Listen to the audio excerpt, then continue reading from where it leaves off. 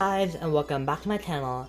And today I just wanted to take a look back at one of my favorite phones of all time, the OnePlus One. This phone is basically like the original Flagship Killer, and yeah, it was released back in 2014 at a starting price of $350 for the 64GB model, and $300 for the 16GB model. This one's a 64.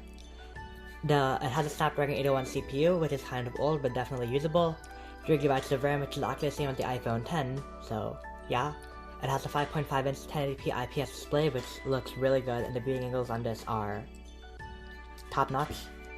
It has a 13-megapixel Sony rear camera, which is it's like mediocre. It's not the best, but it's not as bad as some budget phones I've taken a look at in the past few months.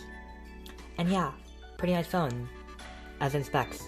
Next, we'll get into the aesthetics. The aesthetics on this phone, I'd give it a solid 8 out of 10, because if I can take off my trashy case over here, the aesthetics on this phone are really good. My phone is obviously kind of like dirty and like, yeah.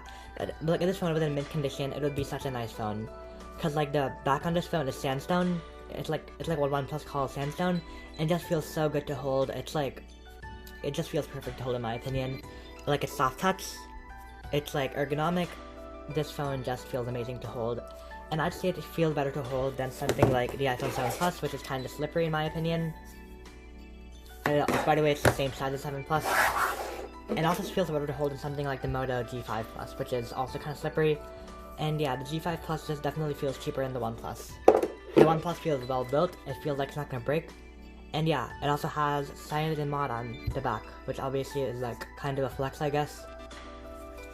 Yeah, this phone is amazing. It also uses micro USB for charging, because USB-C didn't exist back in 2014.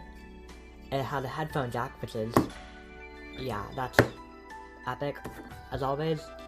The volume button and power button are really clicky. It's obviously unlocked. I don't think it has SD card expansion. And yeah, that's all for aesthetics. I'd give it a solid, like, 7 out of 10 in aesthetics, because it just looks and feels amazing to hold.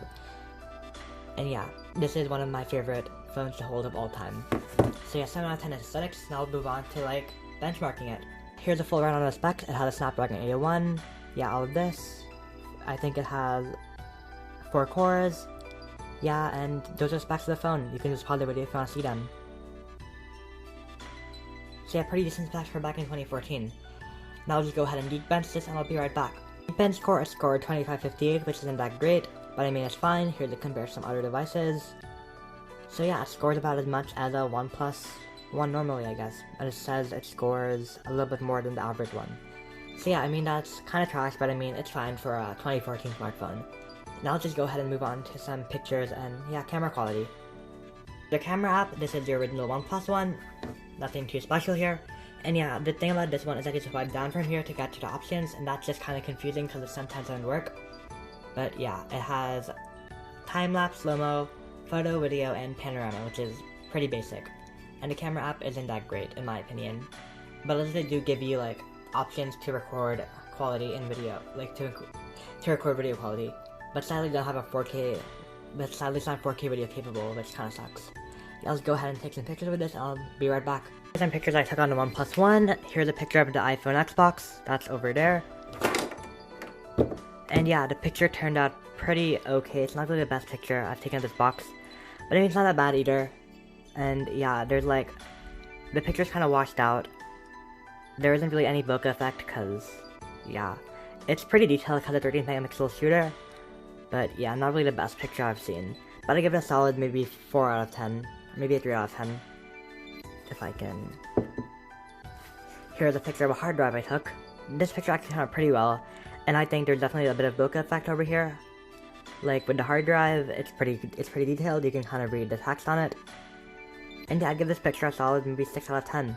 It's not that bad, but it's not that good either. Next picture I took was this one. It's a picture of a thermal-safe case, and it had the flash on auto all the time, and it had the mode on auto also. And the picture turned out not that good. Like, you can definitely see some details on the case, but it's just pretty washed out and not really that realistic. And yeah, and here's the last picture. It's like this is a low light picture just for like extra points. And this phone didn't really do as bad as I thought it would. Like, it definitely did better than some budget phones I've taken a look at. But yeah, not really that good. It's definitely really washed out. There's like a bunch of like artifacting and stuff, I guess, over here. That's not good. And yeah, I guess that's made for photo quality. I'd give it a solid maybe 4 out of 10 on photos. Because it's obviously an old phone, the camera's not good on it. But yeah, I guess that's made for this review on this phone. So would I recommend it in 2020? Short answer, probably not. I mean, these go for about 80 bucks on eBay, and for 80 bucks you could buy something like a lot better, like an iPhone SE or maybe like a Galaxy S7 or something like that. And yeah, the OnePlus One isn't really that good compared to any of those phones because the S7 is obviously 2 years newer. Or you can also get something way better like an LG G7 with some cosmetic damage for that much. But yeah, this phone I'd recommend it, I guess, if you can find one for cheap enough. If you can find one for like below 50, it's like a no-brainer, I'd highly recommend it. But for anything above 50, probably not. And yeah, I guess that's me for this video. Thanks for watching. Please comment, like, subscribe down below, and peace out.